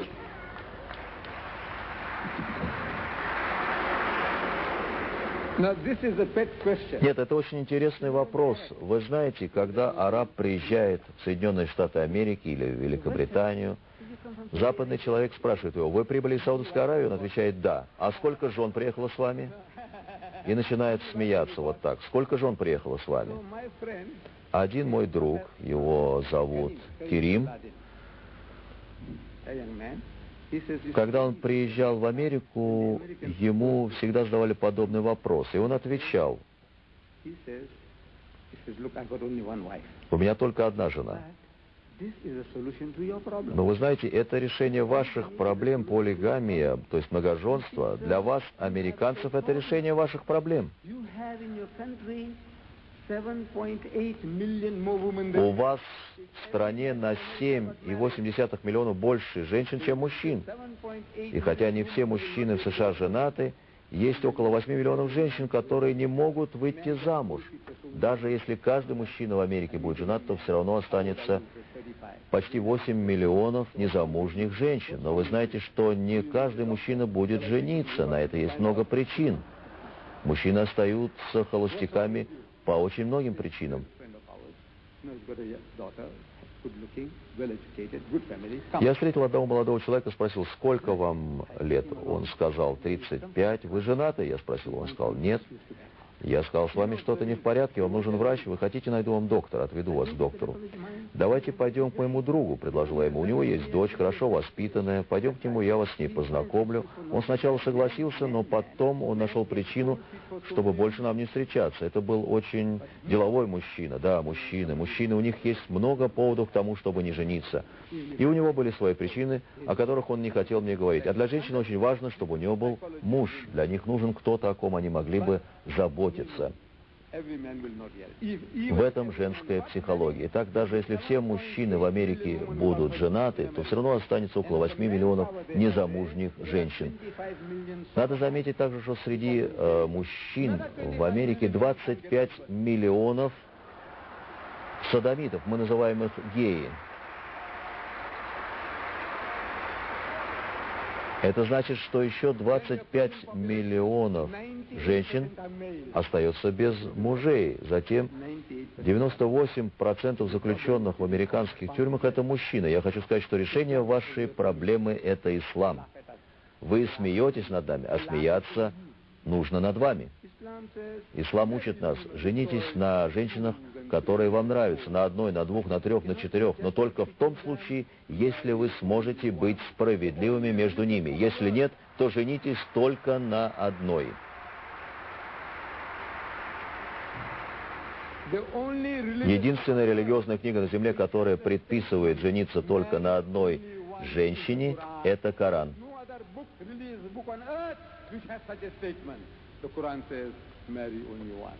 Другой такой книги нет. Только Коран говорит об этом. Thank you very much. Большое спасибо. Gentleman over here. Пожалуйста, вопрос отсюда. Ассаляму алейкум, господин Дидат. В 1992 году у меня был интересный случай общения с представителями Церкви Свидетелей Иеговы. Человек пришел ко мне в первый день один, во второй вместе со своей женой, на третий день вместе с сыном. Они смотрели у меня видеокассеты с вашими лекциями. На третий день мой гость задал мне такой вопрос. Я хочу с этим вопросом обратиться к вам. В суре 3 Аль-Имран в аяте 61 сказано следующее. Кто же будет припираться с тобой об этом после того, как пришло к тебе знание, то скажи, приходите, призовем наших сынов и ваших сынов, наших женщин и ваших женщин, и нас самих и вас самих, а потом воззовем и направим проклятие Аллаха на лжецов. Не могли ли вы, господин Дидат, растолковать значение этого аята для моих братьев-мусульман?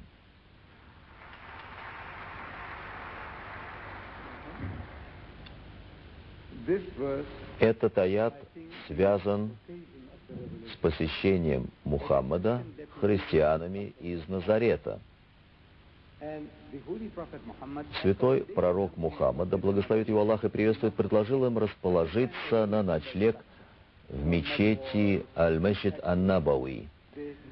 Эта делегация христиан жила в помещении этой мечети 3 дня и 3 ночи. Они спали там, проводили религиозные дискуссии, питались там. А через 3 дня наш пророк, да благословит его Аллах и приветствует, пригласил их в мечеть для совершения совместной молитвы. Но эти гости неожиданно стали обвинять пророка во лжи.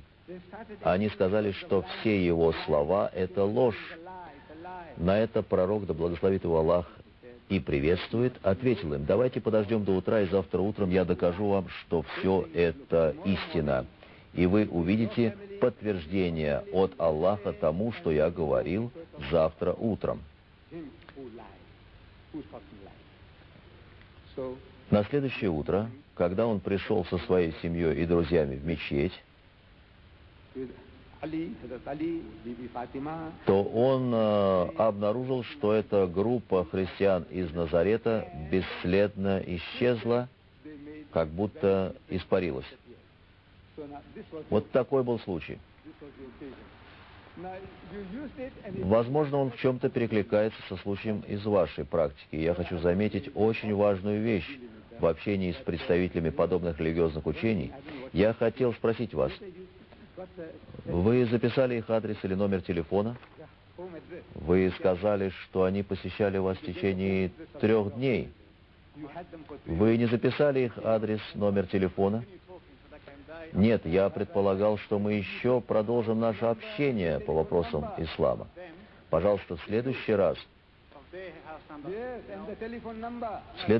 когда вас посетят такие люди, расспросите их, пожалуйста, как их зовут, где они живут, узнайте их адрес, номер телефона, и, возможно, в следующий раз они уже будут избегать визитов к вам и обходить ваш дом стороной.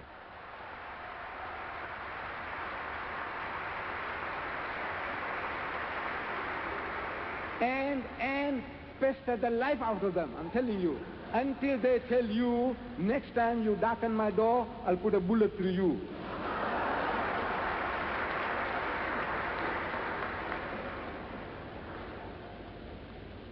I think we might go to a question over here. It's probably У better. нас есть еще один вопрос с этой стороны. Пожалуйста. Ассаляму алейкум. Меня зовут Хамза. У меня вопрос. Шейх Ахмед сказал, Иисус не умер. Мы знаем об этом. Но спрашивается, кто был тогда распят на кресте, и кому и чему молятся христиане? Вы поняли этот вопрос? Не могли ли вы встать немножко подальше от микрофона, чтобы вас было можно лучше понять? Повторите, пожалуйста, еще ваш вопрос. Я хотел бы спросить, кто был распят на кресте?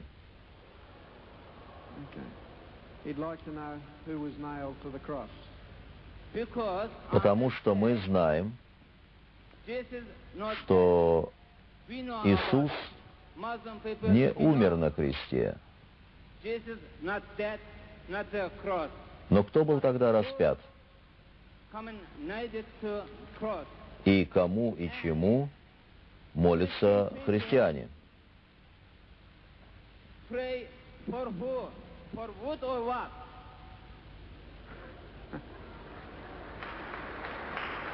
you understand that?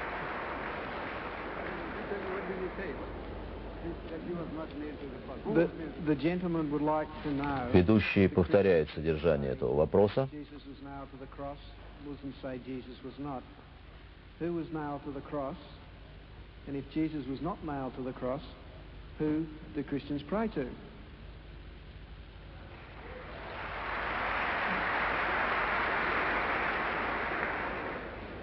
See, the Muslim position is very clear. Позиция мусульман по этому вопросу предельно ясная. Surah Ma'idah, chapter 5, 157. В суре Ан-Ниса, аят 157, сказано: And they said in boast that they killed «И за их слова мы ведь убили Мессию Ису, сына Марьям, посланника Аллаха, а они не убили его и не распяли, но это только представилось им. И поистине те, которые разногласят об этом, сомнений о нем. Нет у них об этом никакого знания, кроме следования за предположением.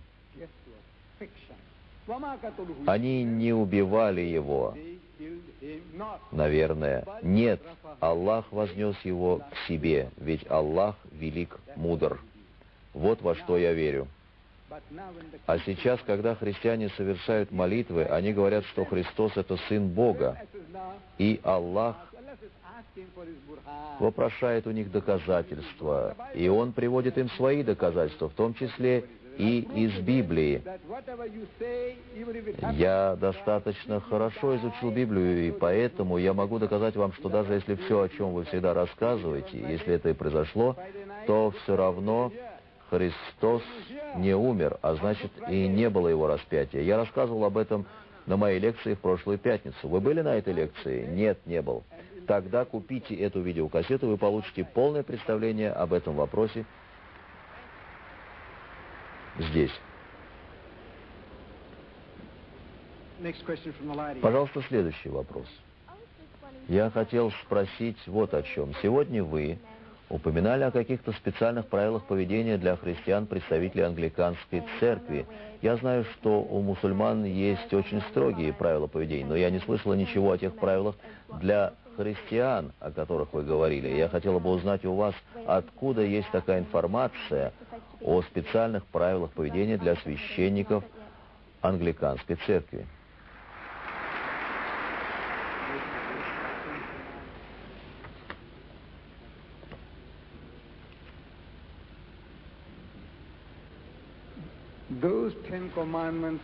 Эти 10 наставлений составлены руководством англиканской церкви. Я нашел их в газете, изданной в Дурбане. И если вас это интересует, то я могу показать вам эту газету. Она находится у меня в номере в гостинице. Это не мы, мусульмане, и никто, кроме высших руководителей англиканской церкви, написал эти правила поведения. Оригинал газеты у меня есть, и я могу его вам показать. А вы не могли бы сказать, из какой страны эта газета? Из Австралии? Нет, эта газета издается в Англии, но я думаю, что раз это дело уже начато в Англии, то скоро вы получите эти правила и в Австралии.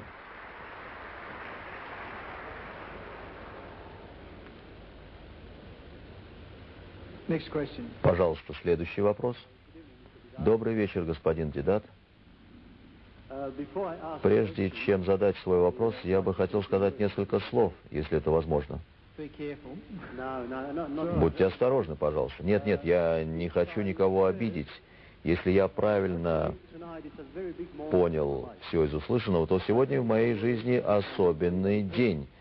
Я услышал то, что я не мог представить, что я когда-нибудь услышу. Если бы кто-то 10 лет назад мне сказал, знаете ли вы, что мусульмане верят в Иисуса, я бы ответил, нет, я не могу в это поверить. У меня было мало знаний об этом. Сегодня вечером я узнал что-то новое, совершенно неизвестное для меня, то, что приводит всех нас к пониманию того, как мы должны верить, и в равной степени того, для чего мы должны жениться. Ведь цель брака — это дети, и поскольку когда мы женимся, у нас есть в жизни Иисус, мы спрашиваем себя, что же мы должны иметь. А у вас есть вопрос? Да, у меня есть вопрос. Да, минуточку, я заканчиваю. И мы отвечаем себе, что если мы не баптисты, то мы не можем верить по-настоящему, не можем иметь Иисуса в своей душе. У нас нет Иисуса в нашей жизни. Вопрос такой. В Коране, в суре 19 сказано: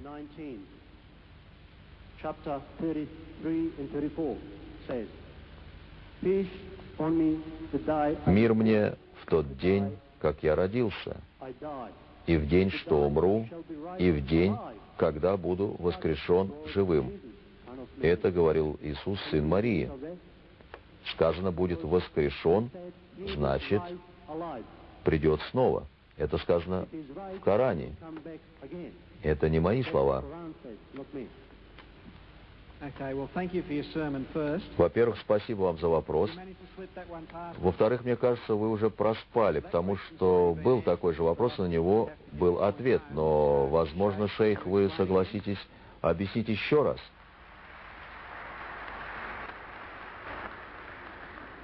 We believe Мы верим, что Аллах сохранил Иисуса живым, He's still alive. и Он еще жив. And He's going to come back. И Он придет снова живым. And He's going to die. И Он умрет, как любой из нас.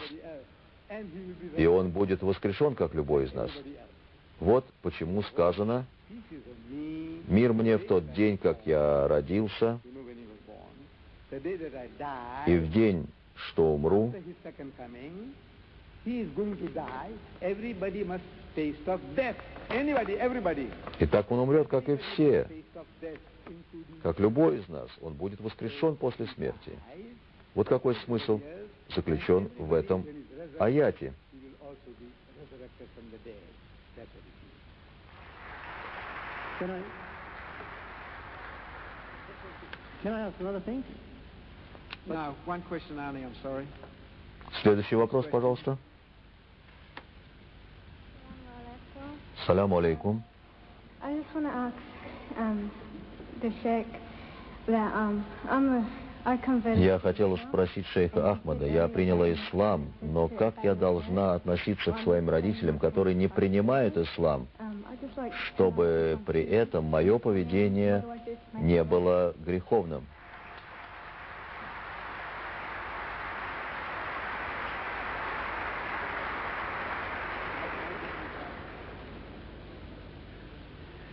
I take it your concern Если я правильно понял вас, суть вопроса в том, что вы не можете обратить своих родителей в ислам, okay, that takes и вас интересует, как вы должны себя вести по отношению к ним, чтобы не сделать ничего греховного. Я думаю, в этом случае нужно Соломоново решение. Решение вашей проблемы уже дано в Коране, в суре Марьям, которую я сегодня вам уже цитировал. В этой главе есть история Ибрагима, Авраама. Ибрагим был святым пророком, он познал истинную концепцию пути к Богу. But his Но его отец был an idol worshipper. идолопоклонником. And I read the story. Я вам прочту эту историю, глава 19, аят 41. And narrate in the book «И of вспомни в книге Ибрагима, поистине он был праведником, пророком». Вот сказал он своему отцу: is, behold, he said to his father, «Отец мой, почему ты поклоняешься тому, что не слышит, и не видит, и не избавляет тебя ни от чего? Отец мой, у меня явилось такое знание, O my father, которое не достигло тебя. Следуй же за мной. Я поведу тебя верным путем». knowledge has come to me, which has not reached you. So follow me, and I will show you that the way. И снова: «О мой отец!» И так 4 раза, And again, Ya с Abati, полным чувством, стараясь указать ему на его заблуждение. Father, O my father, O my, with compassion, А отец ответил Ибрагиму: trying to save him from hellfire. Father, «Удались же от меня на некое время. Raghibun anta an alihati ya Ibrahim. Если ты не удержишься, я непременно побью тебя Get out of my камнями». good long while, otherwise I'll stone you to death. Now, И далее ответ Ибрагима на это вы найдете в суре 19, аяты 47 и 48. that how a dutiful Как должен поступить любящий сын по отношению к неверующим родителям? Вы должны любить и уважать их и заботиться о них. unbelieving Единственная вещь, которая не может быть под их контролем, это ваши отношения с Аллахом. the only thing И если их советы и уговоры относятся к неверию, no control. то эти советы можно отвергать. И хотя вы любите и уважаете их и заботитесь о них, но в вопросах веры они не могут стоять между вами Their force of и Богом. persuasion, the pressure on you, you reject it. But even then, you treat them as your parents, your father and your mother. When it comes to religious matters, they do not come in between you and Об этом сказано в Священном Коране. I think you have this Quran. У вас есть такое издание Корана? You have a Quran like this? by Yusuf Ali. под редакцией Юсуфа Али, глава 19, аяты 47-48. Прочтите их и комментарий к ним, и вы получите исчерпывающий ответ на ваш вопрос. Когда вы идете по пути веры, то никто не может стоять между вами и Богом, ни ваш отец, ни ваша мать, хотя вы любите и уважаете их. Вот что сказано в Коране.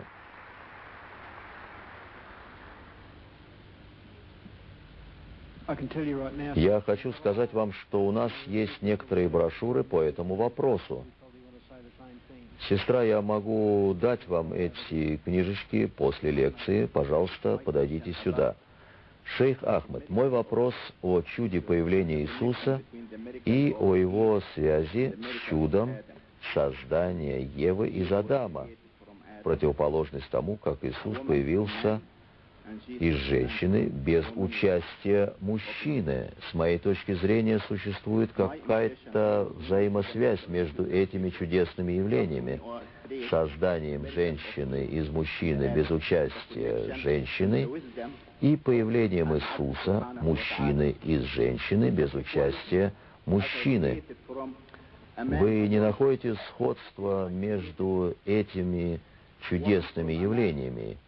И не могли ли бы вы прокомментировать вот это мое наблюдение? Благодарю вас. Минутку, брат, вы христианин или мусульманин? Мусульманин.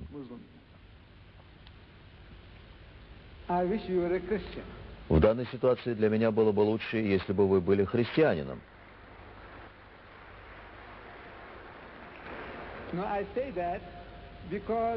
Почему? Потому что в этом случае у меня была бы твердая опора для того, чтобы доказать вам свою точку зрения на это. Если бы вы были христианином, я сказал бы вам, посмотрите, разве в вашей книге нет ничего другого, что можно было бы сравнить с этими чудесами, о которых вы говорите?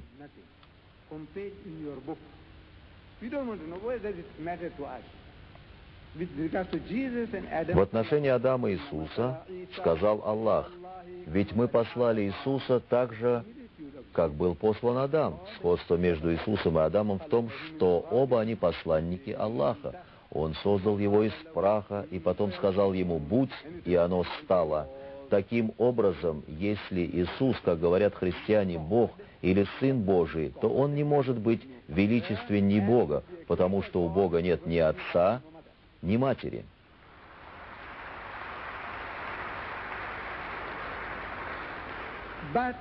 А христиане говорят мне: но вы же знаете, что Адам был создан из праха, из глины. Я отвечаю: правильно, конечно, но есть в вашей книге, я говорю христианам, еще один персонаж в главе «Послание к евреям», часть 7, стих 1, который более велик, чем Иисус и Адам. Я обращаюсь к христианам. Вы знаете, что в вашей Библии есть еще один персонаж, который описан в послании к евреям, который является более великим, превосходящим по значению и Иисуса, и Адама. Так кто же это? Кто-то сможет ответить на этот вопрос? Я подарю вам эту книгу. Кто этот человек? Кто может мне ответить? Кто этот персонаж? Кто этот более великий, чем Иисус, чем Адам по своему рождению, по своей жизни, по своей деятельности?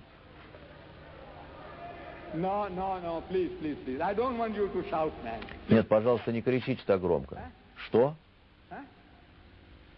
Мухаммад? Пожалуйста. Пожалуйста, сестра, говорите. Может быть, вы имели в виду Мелхиседека? Но он не может быть величественнее Иисуса. Но кто этот персонаж Библии, чье значение может быть больше, чем значение Иисуса, который пришел в этот мир и покинул его более чудесным образом, чем Иисус? Никто.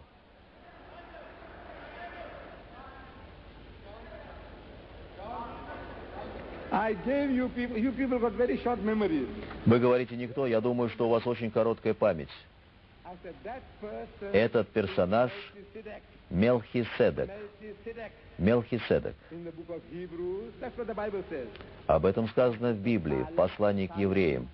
Был такой священник в Иерусалиме. В Библии написано: без отца, без матери, без родословия, не имеющий ни начала дней, ни конца жизни. Это высший церковный чин в Иерусалиме, как сказано в Библии.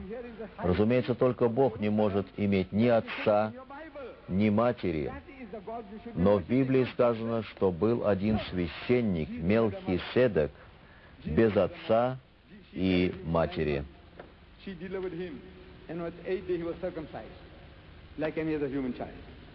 Right? When he was 8 days old, he was circumcised and named Jesus by the angel when he was in his mother's womb. Вот кому вам надо бы поклоняться, а не Иисусу. Посмотрите, у Иисуса была мать, которая вынашивала его в течение 9 месяцев. Look, he had no mother even. Она родила его, ухаживала за ним в раннем детстве, как за обычным ребенком. А этот Мелхиседек не имел ни отца, ни матери. У него даже не было матери. Вы представляете себе это? Он не имел ни начала. У Иисуса было начало, ведь его мать была беременна. 9 месяцев родила его, сопутствовала ему по жизни до его конца. У Иисуса были явные начало и конец существования. У Мелхиседека не было ни отца, ни матери, ни начала, ни конца. По всем этим своим качествам он более богоподобен, чем Иисус. Так написано в вашей Библии. Поклоняйтесь же Ему. Почему вы не поклоняетесь Ему? Последний вопрос, пожалуйста. Прошу вас. Я хотела бы сказать, что женщины-мусульманки тщательно скрывают свое тело под одеждой, что заставляет мужчин относиться к ним с большей почтительностью. И я полагаю, что они одеваются так не только для того, чтобы защитить себя от соблазнения мужчин, но и, возможно, что это было предписано Богом. Не могли ли бы вы разъяснить этот вопрос? И так ли тщательно укрывала свое тело Мария? Мадам, ваша Библия, ваше Священное Писание, в нем говорится, что женщина обязана укрывать свою голову, а если она не укрывает свои волосы, то их надо сбрить. Сбрить ей волосы. Так сказано в вашей Библии.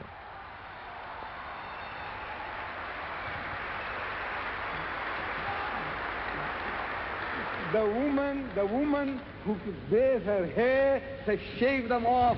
Да, там сказано так. Если женщина не укрывает свои волосы, то их надо сбрить. Там также сказано, что женщина не должна громко и много говорить в церкви. Но ваши церковники не верят в это, и вы, христиане, не верите в это. Тем самым вы накликаете на себя беду. Поэтому в Америке, в Нью-Йорке с наступлением темноты ни одна женщина не может чувствовать себя в безопасности.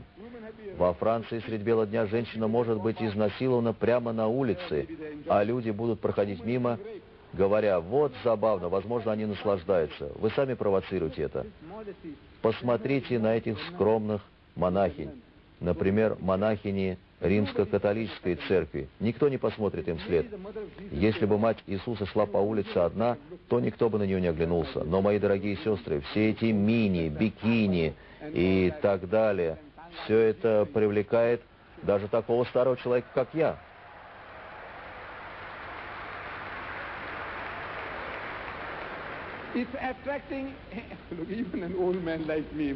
Да-да, серьезно. Даже такого старого человека, как я, все это очень привлекает. Если бы я находился в таком окружении, то я бы сгорел изнутри. Но ведь это вполне естественно для мужчины. Такими нас создал Бог. Ничто так не разжигает страсти мужчины, как женщина. Вы же знаете, в Коране сказано: разукрашена людям любовь страстей к женщинам и детям. На первом месте женщина, на втором дети. Вы знаете, у меня 11 детей. Можно организовать свою футбольную команду или команду в крокет.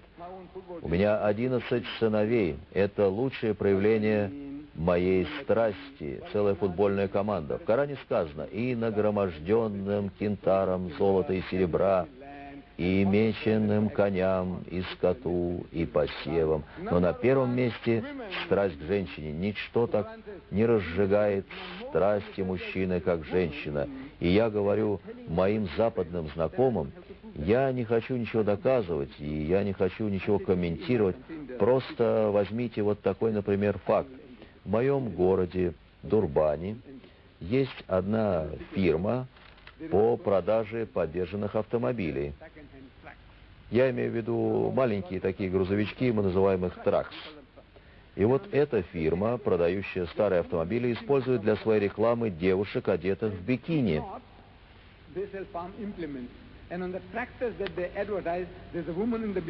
И я хочу спросить моих западных знакомых, что женщины должны делать с этими старыми грузовиками? Эта фирма в основном продает грузовички марки BW. Они уступают немного по качеству автомобилям класса Mercedes-Benz. Они плохо покупаются, требуют частого ремонта, да и скорость у них небольшая. Так вот, я видел в одной газете рекламу этой фирмы. На фотографии был изображен этот подержанный грузовичок, и на фоне машины стояла одетая в миниатюрный купальник девушка.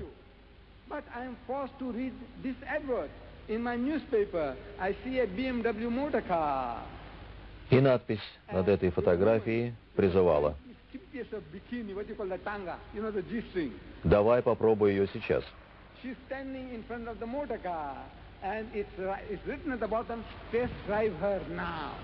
Да, такая была надпись: «Давай попробуй ее сейчас».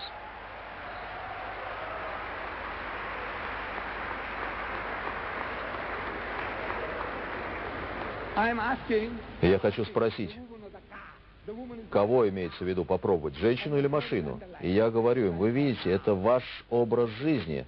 Вы представители западной культуры, вы же не хотите, чтобы ваша жена, ваша дочь были бы изнасилованы. Но ведь это вещи сходные. Вы хотите видеть свою жену такой звездой рекламы? Безумцы, безумцы. Но, альхамдулилля, слава Аллаху, мы, мусульмане, не дошли до такого безумства. Мы стараемся уберечь себя от такого. Это ваша привилегия, ваше удовольствие. Мы не имеем права принуждать вас. Дитя мое, если вам нравится играть с огнем, пожалуйста. И если вы не расплачиваетесь за это сегодня, то вы еще за это заплатите потом.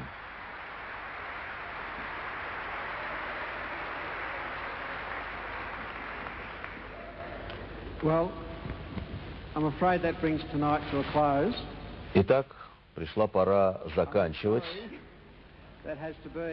лекцию. Мне очень жаль, что нам надо говорить «до свидания».